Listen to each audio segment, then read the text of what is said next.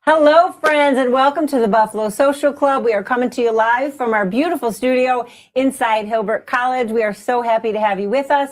My name is Mary Friona, and I'm here with the incomparable Kimberly LaRussa. Oh, I like that introduction. Thank you very much. Yes. You're welcome. You look beautiful. Why, thank you. So do you. Thank you. How was your week and week? It was very good. You know, I have been living my best life lately. I have a great mix of work and happy times. So this week I spent a lot of time just doing things I wanted to do, which included, hanging out with friends and enjoying myself in a spa day. And I have no regrets. I'm very happy with that. So I encourage everyone to make sure you have a little bit of happiness in your life too. My friend said to me this weekend, she goes, "Did I see that you went to 2 dinners on Friday?" I said, "I sure as shit did." Damn, girl. I don't care. I'm living my best life. Yeah. What restaurants did you hit? I went to Santora's for lunch. Yes. I love them. Cheesy bread, salad, and sangria. And then I had Canal Club for dinner. Love Canal Club. You love Canal Club. North Tonawanda, yeah. Good stuff. How about you? Good stuff. It was a busy week. Ella and I were extras on the movie that's being shot. Well, I think they're finished now in Lewiston. Mm-hmm. It's called Christmas Rewind, and it comes out, I don't know, around the holidays. And it was so fun. But boy, my 11-year-old, did she learn a lesson about patience and hard work. And it was an 11-hour day for 4 scenes. Mm-hmm. So they kept doing them over and over and over again. And she was just like, wow, they just got to get, and then she's waiting, and she did not complain one time. It was so fun. Yeah, I'm so happy for her and for you. When you don't realize, I had to do this once for a commercial, you don't realize how many takes it takes to get through one line. Yeah. Because they want it all different ways and different angles so they have more to work with. But it's like, whoa, this took 2 hours from my one line. Exactly. And we were with Mario Lopez in the scenes, and he is literally the nicest guy. Nice. And he's 52. It's crazy. He still looks like Slater from Saved by the Bell at 52. The dimples, the dimples are insane. The skin. He's just his beautiful. Hair. He is beautiful. He takes good care of himself too. He does works out a lot. He definitely does. And then the girl, and I can't remember her name, that plays his girlfriend, the lead role. Mm-hmm. She said to Ella, "Oh my goodness, your jeans are so cute. Was that part of the wardrobe?" And she's like, "No, these are my own jeans. I brought them." And it made her day. It made her day. And this was shot in Lewiston? It was shot in Lewiston. Didn't I say that one of the best places to live, I would assume, might be Lewiston that they voted on? And it is, because there's a movie shot there. It is. And the thing is, they were supposed to shoot this Christmas village shopping scene outside, but it was so windy that last minute they had to move everything inside of a church. So, but it was it was so beautiful. It was like a Christmas shopping, and we were getting hot cocoa. It was so.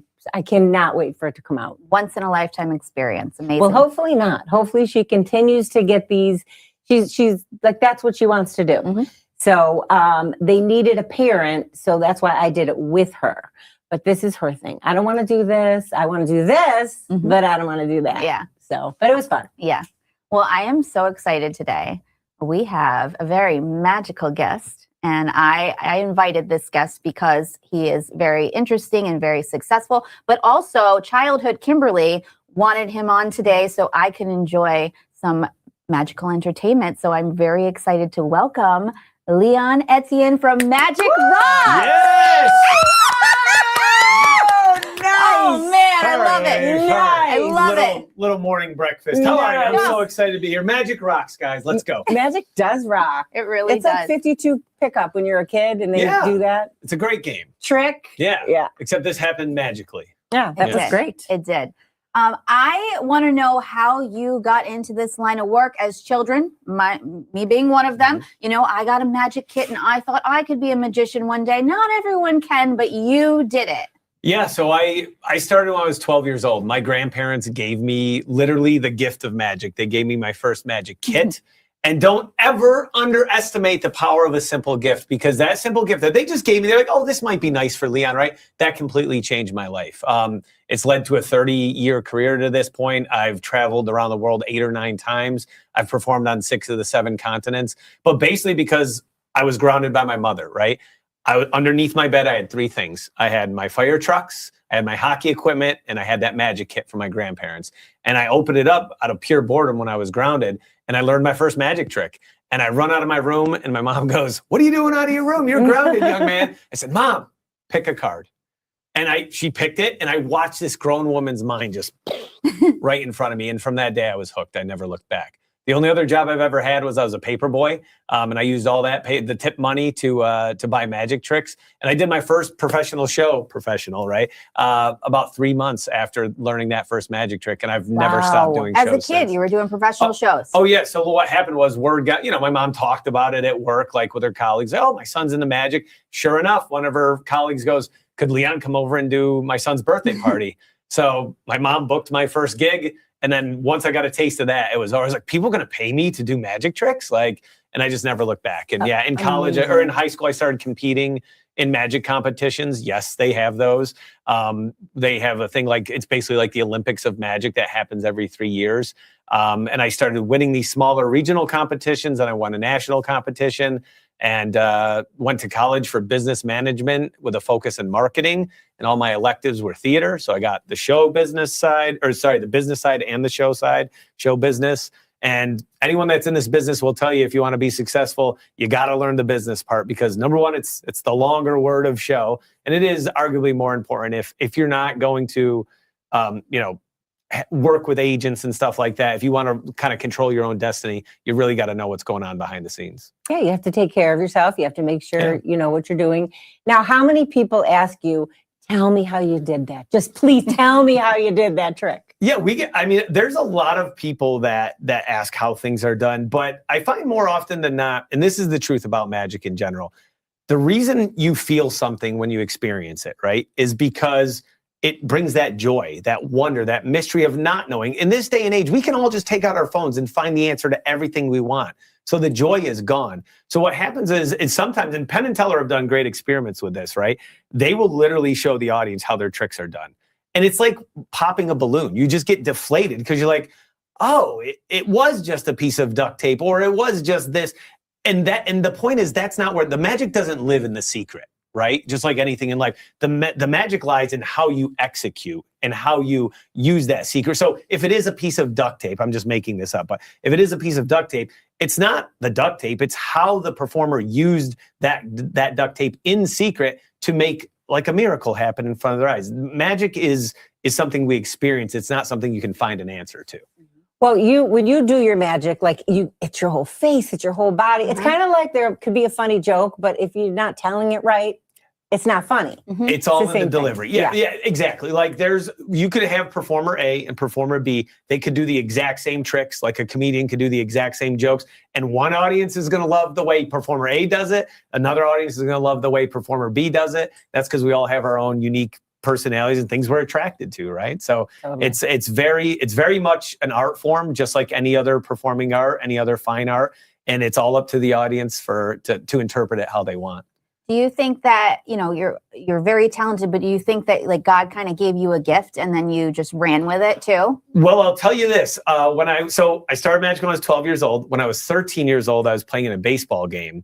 And this is a true story. A big storm comes in the middle of the game, and the umpire called the game. And on my way back to the dugout, I was actually struck by lightning. This is not a joke. This is not something I'm making up to be theatrical. It actually happened. As a matter of fact, if you do go on YouTube and want to learn more, just type in Leon lightning strike. And there's a whole thing about it, because it was like a local kid getting struck by lightning at a baseball game. So the news media obviously followed it. And there's literally video footage of me 13 years old, like 2 days after I got out of the hospital, where they're interviewing me on the field to be like, how did it happen? Blah, blah, blah. So yeah, that's crazy. Yeah, I don't know. I'm not saying anything about anything, but the world works in mysterious ways. But what are the odds of a guy with this kind of hair getting struck by lightning? And also, I'm allergic to rabbits, which is God's honest truth. You can't make this up, right? Like Hollywood can't write this. A magician who cannot pull a rabbit out of a hat, struck by lightning. It's like some Harry Potter type stuff.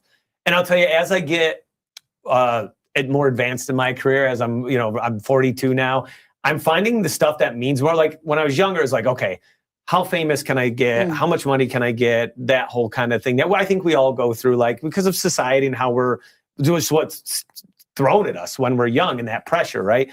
But the most rewarding stuff now, yes, I still love doing the shows. Yes, I love traveling, but the most rewarding stuff is teaching magic too. I do a lot of school programs now where I will go in and actually teach youth, especially underprivileged youth, how to perform magic and just watching them be empowered. It's like the first time in their life they have something that no one else has, And so that, like, I promise I won't cry, but like that is like so in my core of that I never thought would happen to me. And then also the stories we hear after the shows now, like people with social media can find us very easily.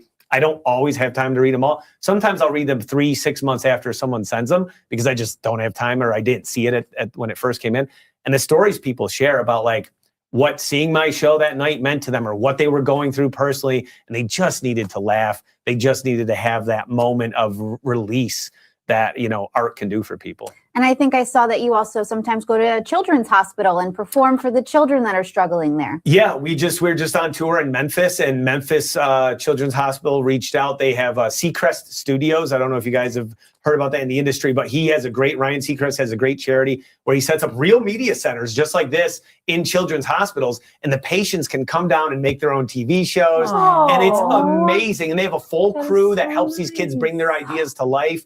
And it was like, I'm getting chills thinking about it. It was like one of the most incredible things, like being there and being a guest in that space and being welcome there to perform as the guest entertainer that day was amazing. And I mean, these stories are as bad as you can imagine, but those kids are there and they want to be entertained. They just want to be treated like any other audience member. And when you just do that, it was like, yeah, I do love it.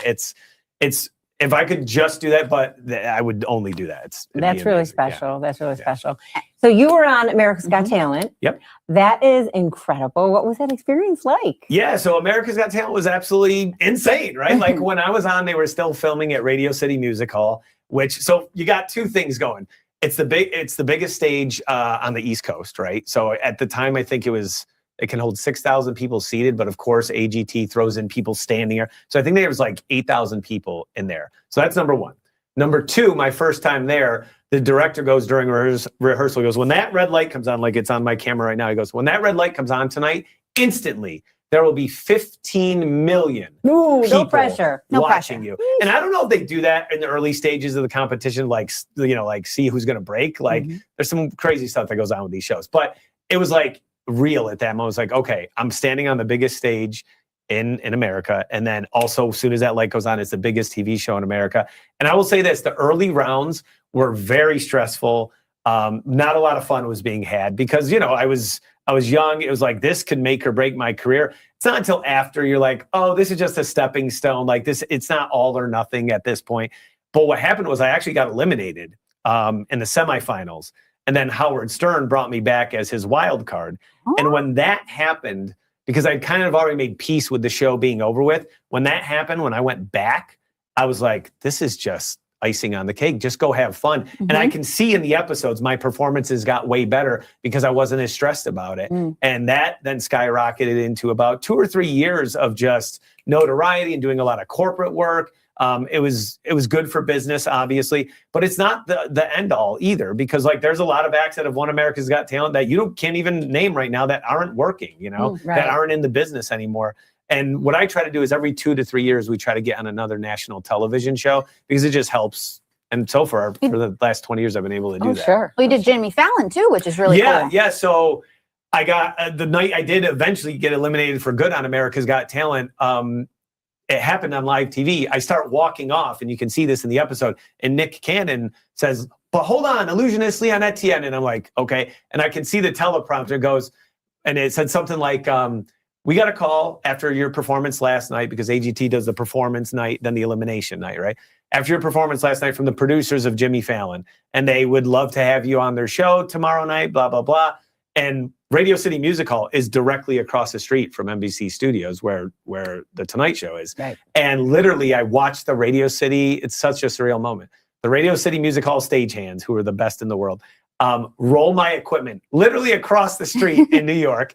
And on the freight elevator, and standing outside the freight elevator, because that's also the same studios where Saturday Night Live is shot, is just Alec Baldwin. And he's just sitting there in broad daylight in the middle of Midtown Manhattan, smoking a cigarette. And I go, when am I ever going to get this opportunity? And so I just look at him, I go, what's up, Alan Baldwick? And he goes, hey. Sounds like him. Yeah. And then Fallon was incredible. I mean, being on that show, I had to go back and watch it myself.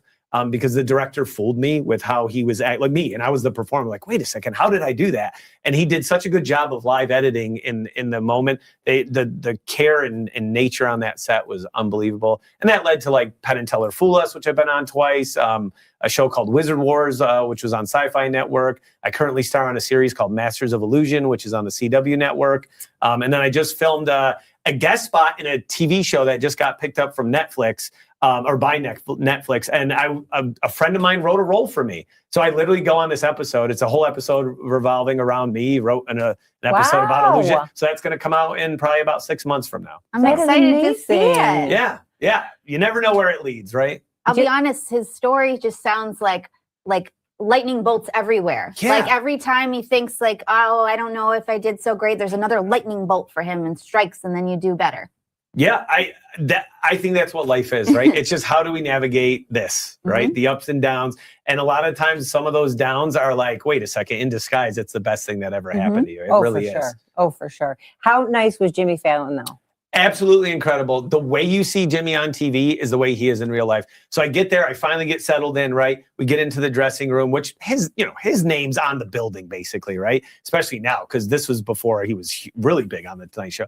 He had just started. And I get this knock on my dressing room door, and I say, come in. And he just pokes his head, and he goes, hi, I'm Jimmy Fallon. I go, oh, my God. I know who you are. And he goes, can I come in? And I go, yes, you can come in. It's your dressing room, basically, right? And he goes, I want you to know I really love magic. I don't want you to tell me anything about what's going to happen because I want to be genuinely surprised. But can you do something now? So like what I was doing earlier for you guys, I just did a couple close-up things, and he just was just like a little kid and so excited, and that kind of set the mood for the performance that we did during the show.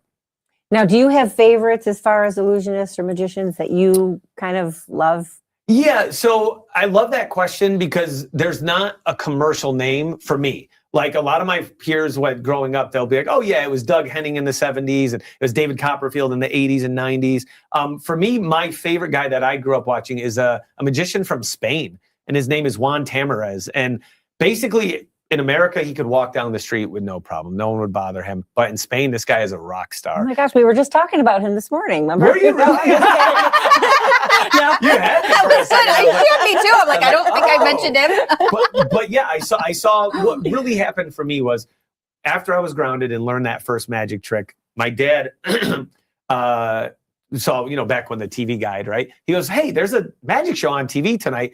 And so what used to happen is on NBC, the night before Thanksgiving, so Thanksgiving Eve, is a time when families are together, right? So these television networks, the major 3 or 4 at the time, they would program, there's some big programming on that night. And one of the shows was called World's Greatest Magic.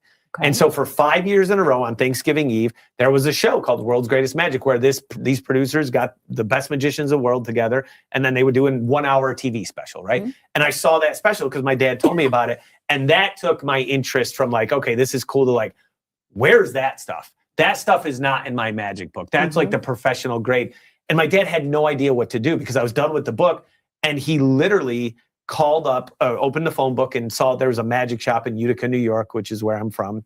And he called the magic shop. And he goes, hi, I'm a baseball coach, right? I don't know anything about magic. My son is really into it. What do I do? And he goes, well, there's actually a magic club in Utica that I had no idea existed. And then it was called still is called the International Brotherhood of Magicians. They have organization and clubs all over the world. There's also a Society of American Magicians. I know this sounds really nerdy, but this all exists. I love it. And I went there, and these gentlemen and ladies were so encouraging to me. And I know at the time it was not good. Like I was doing okay stuff, but then this one gentleman walked in to the room and started doing some tricks, and I'd never seen anything like it. It was like the stuff I saw on TV. And it turned out that he was one of the local magicians in Utica that was a full-time pro, right? And I started taking lessons with him and being mentored by him. And full circle all these years later, now I'm hiring him to perform in my own theater. So That's crazy. It's insane. Yeah. I love that your parents supported you and saw, that you had such a talent and made sure to make those phone calls for you. Because you were doing this when there was no YouTube and things that you could find online and search up. Like he literally just had his magic book. And then when he learned all those tricks and it was like, what do I do now? Yeah. One of the things was when I watched this TV special, one of these guys got on TV and he just took cards and just was able to make them vanish and then appear out of thin air, right? And it's sleight of hand, right? But I had no idea how that happened because that wasn't in my magic book. And I remember one of the first nights I went into the Magic Club, the guys were like, "Oh yeah, we have a VHS video library that if you become a member of our organization, you can check these out like a real library and you can borrow them per month." And I was like, you mean I could learn how to do what that guy did on TV? He's like, yeah. And that was like the sale. But yeah, my dad and mom drove me around to all my first gigs. I was literally, calling people on the phone. My dad would take the messages for me because I was 16. And he was like, okay, what's the address where the party's going to be? And okay, here's how much Leon's fee is. And so he was doing all that. And then my mom would be driving me to these things. My grandmother made me my first costume. Literally, we went to Joanne Fabrics and she said, pick out a magic fabric. And it was like as you'd imagine, a card kind of design. But a week later, she shows up and it was made into a vest and a matching tie and cummerbund. So, yeah. You still have that picture? Oh, do I have it? It's featured in the show every night. I show that picture. Really? I want to see it. Yeah, I show it every single night. I guess we could go to the show so I can see it. Do you still wear the costume? No, I don't fit in it anymore. No. I wore it probably about 10 years ago to a golf tournament that was themed like casino night. And it kind of fit, but it was more for the goofiness of it at the time. But but it is framed in my office. So every time I'm in there working, I remember my grandmother and my grandfather and everyone that helped me along the way. So, well, it's a really important message, we have to support our kids and, help them however we can and still be reasonable and tell them, maybe you can't make it a career always, but we're here to support you. And like you did. So that's amazing. Yeah. And what's the worst thing if they try and fail, right? Like failure teaches us more than anything. I know people don't love to hear that, but what do all the most successful people in the world say? It's like, the only thing they would change about their lives is if they could have failed faster. So okay, if I just had known earlier that this wasn't going to work out, like I could have failed and then been on to it quicker. So that's what I've learned from a lot of successful people is like, if you can fail faster, you'll get to where you want to go a lot quicker.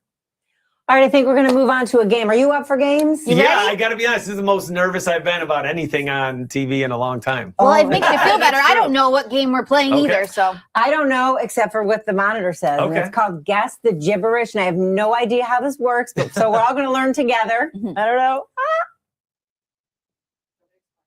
Yeah. Okay, so basically these phrases, they are actual phrases or words. So say it out loud and sound it out. Okay. So first one. So who wants to start? I can do it. Oh, God.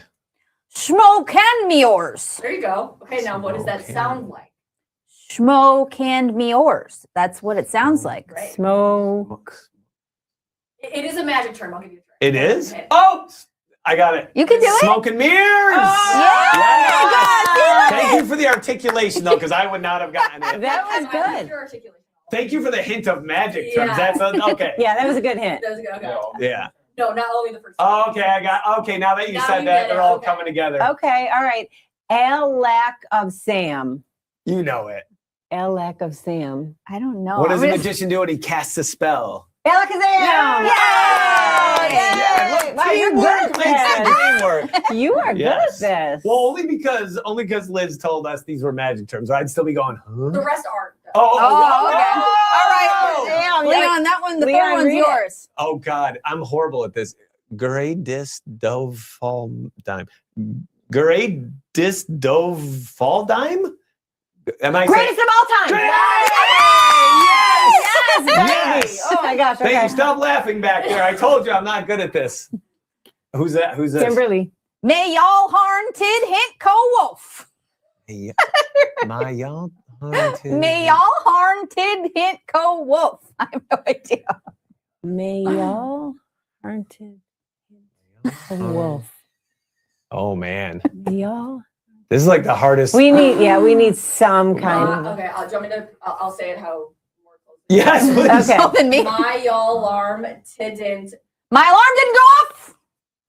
Yeah. Oh, so All right. the key is not to say it the way I do. All right. No, I like how you did it.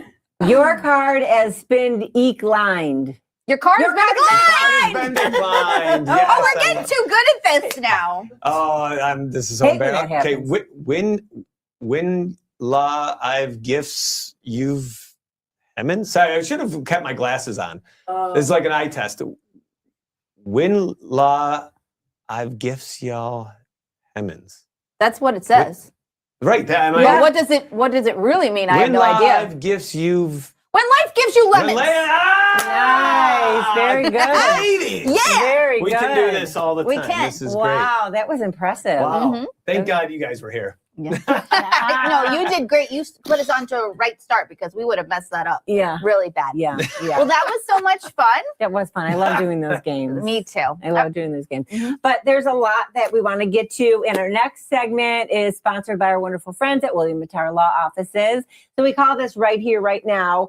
And this is a great opportunity to talk about Niagara Falls, which is where you have your museum and the tourism. Yeah. I mean, you look at the difference. We were talking about this the other day on the phone. Yes. The difference between the Niagara Falls, Ontario and Niagara Falls, New York. Yes. We, on this side, have the more beautiful falls. True. So we have to see it from the other side. Mhm. That might be why they get like 12 million visitors a year and we get 8. Yeah. I don't know. I was asking her that. I'm like, how come everybody says it's better to go over there? And she's like, because we actually have the beautiful falls, so you only can see it from over there. But Canada has a lot of things to do, and I Yes. feel like Niagara Falls doesn't. And so you have brought a theater. Yeah, so we opened the Niagara Falls Magic Theater last year, and we just celebrated our 1-year anniversary on June 13th.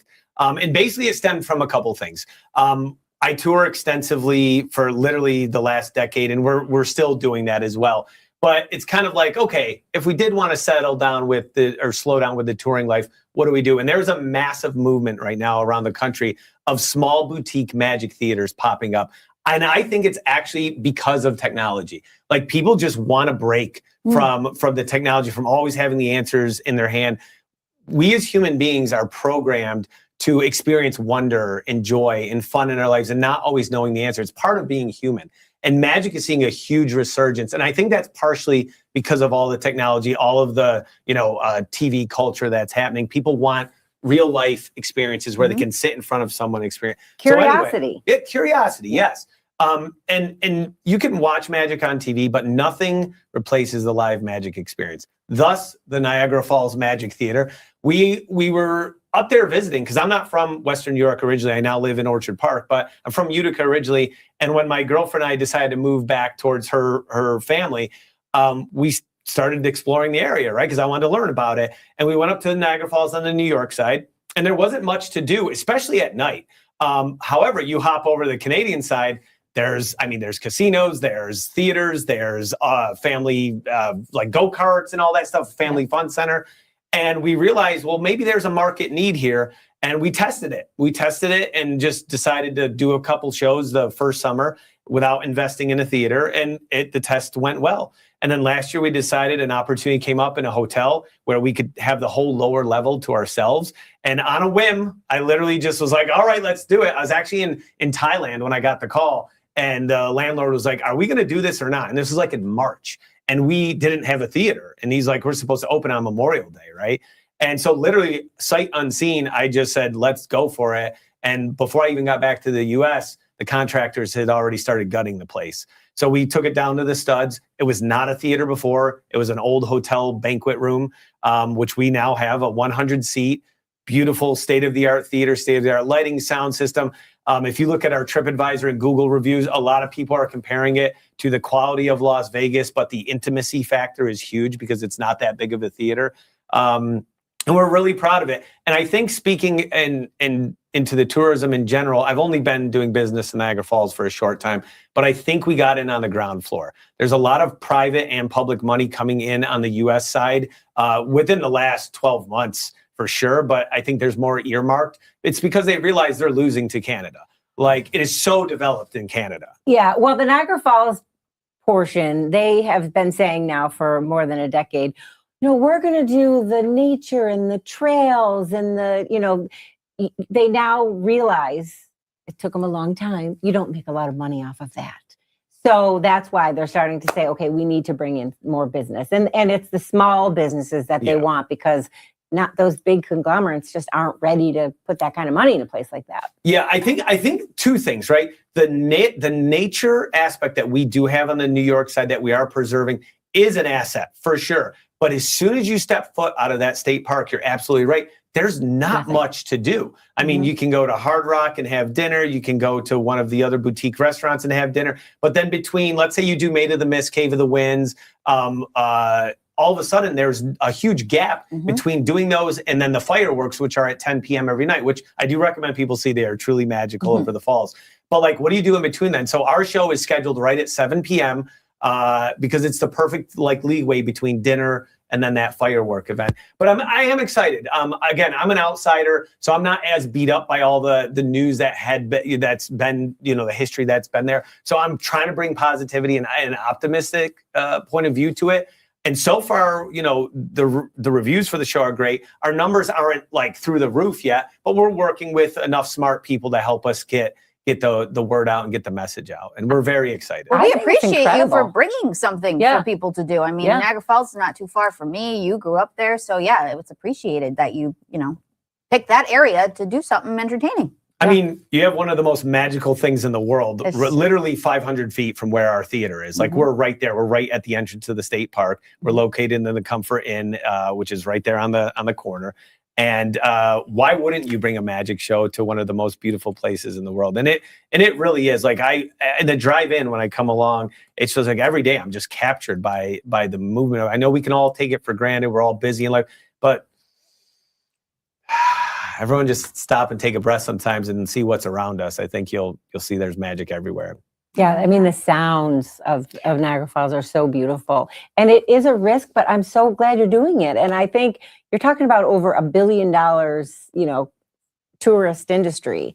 You're going to do great. And we're going to support you all the way. Absolutely. We love it. Thank you so much. Can't wait to see a show. We should go. Yes. And then Please. you have to let people know, though, it's not always Leon there. It's going to be other performers as well. Yeah, so we are curating. So myself and Chelsea, we are the owners. We are the main headliners most of the time, but we do also have a touring career. Thank you for mentioning that. So what I'm doing when we're not there, I'm curating, handpicking the performers that will step in for us and keep the theater going when we're there. I have a great magician from Niagara Falls named Reese. He's young, he's energetic, he is extremely talented.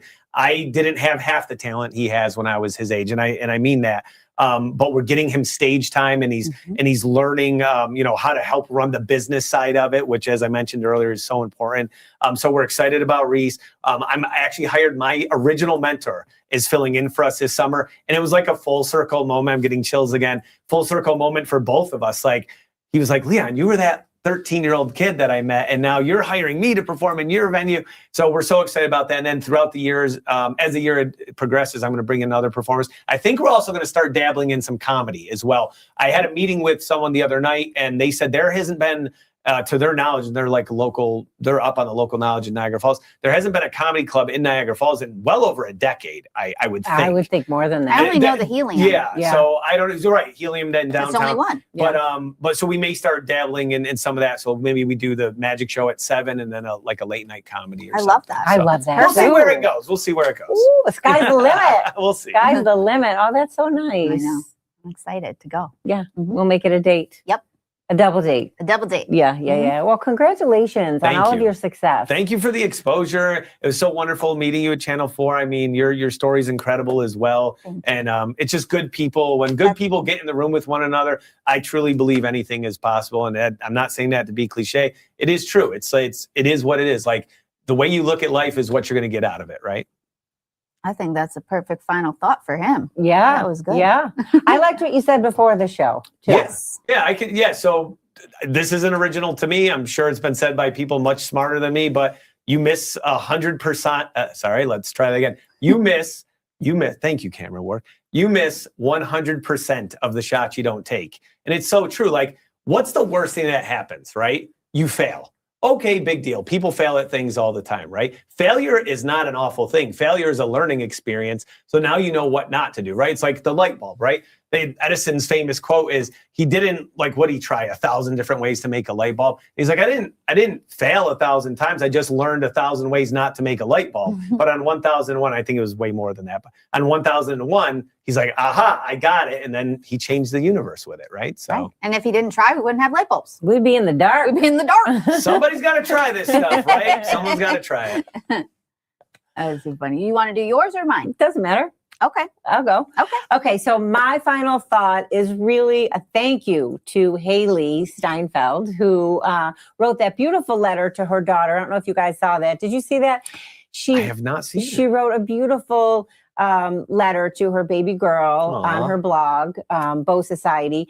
And it really just was about taking that time with your baby, whose name, by the way, is Harper, so beautiful, and really enjoying it and really living in the moment. And she called it the sacred time right now. And it really is. And you know, time is fleeting. It goes by so fast. It's a thief, but you have to take those moments and you really have to embrace them as tough as they could be sometimes.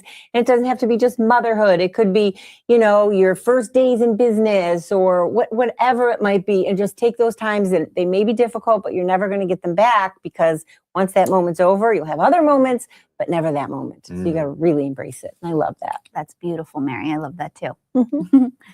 My final thought is I had a really incredible weekend with amazing women who have been through hardships you couldn't even imagine. And I want to talk about this because, you know, as an adult woman, sometimes it's hard to be friends with other women. Not you, Mary. I love you. I love you too. But I say this because, you know, as a woman, I like to just be very vulnerable. I like to be myself. If I love you with my whole heart. And I just want to be Kimberly. I don't want to feel like, oh, I shouldn't have given out that information, or I have to, you know, be very private because I don't know what they're going to do with that. That's not a nice way to live. But sometimes that happens, and a friend you have may, you know, not be so friendly in the end. Well, anyways, I'm on a limo bus with these beautiful women who have been through so much. And my friend Christina put on the radio, Nobody's Gonna Stop Us Now, one of my favorite songs. And we sang this song at the top of our lungs. And as a group of women, we held hands and we were singing to each other. And it was just a really beautiful moment. And it made me realize, like, I don't have to stop being myself because other people might not be as nice. There are beautiful humans out there that'll be there for each other and hold each other's hands and say, nobody's going to stop us now. I love that. Thank you. I love that. You have to be yourself. You have to Yes, just that be was great. yourself Thank you. and live in the moment and live your best life. Live your best life, because we only get one of them. So Yeah. we have to live it. And we can all enjoy the work that we do. You know, they say that, you know, if you love what you do, you never work a day in your life. But sometimes that means you work all the time. Right. But you have to take time to do other stuff. Like, I know you love magic, but you probably have other interests you might love to do. And- Pickleball. Pickleball. Oh, I wouldn't have guessed that. I love that. So much. There's actually a pickle festival happening at Riverworks. You Yes. should go to. It's pickleball, and then it's all pickle themed, isn't it? Yep. Yeah. I will be there. You I will should. be there. You should. You should. Well, it was so great to meet you. Great You- meeting you guys too. Thank you so much for having me. Truly appreciate it. Thank you, and good luck. Any more tricks up your sleeve? I think the biggest trick that I'm working on now is getting people to come visit us at the theater. You can go to nfmagic.com. That's Niagara Falls. So nfmagic.com and see our whole schedule there. I love that. All right. And I love my tattoo. Yes. Leon. Yes. That stays forever. Yeah, and I'm glad it does. This is a memory I'm going to keep forever. All right. And we are so appreciative of all of our fans and friends that join us every week. We hope you have the best day ever, and we will see you next Tuesday right here. Puff, puff,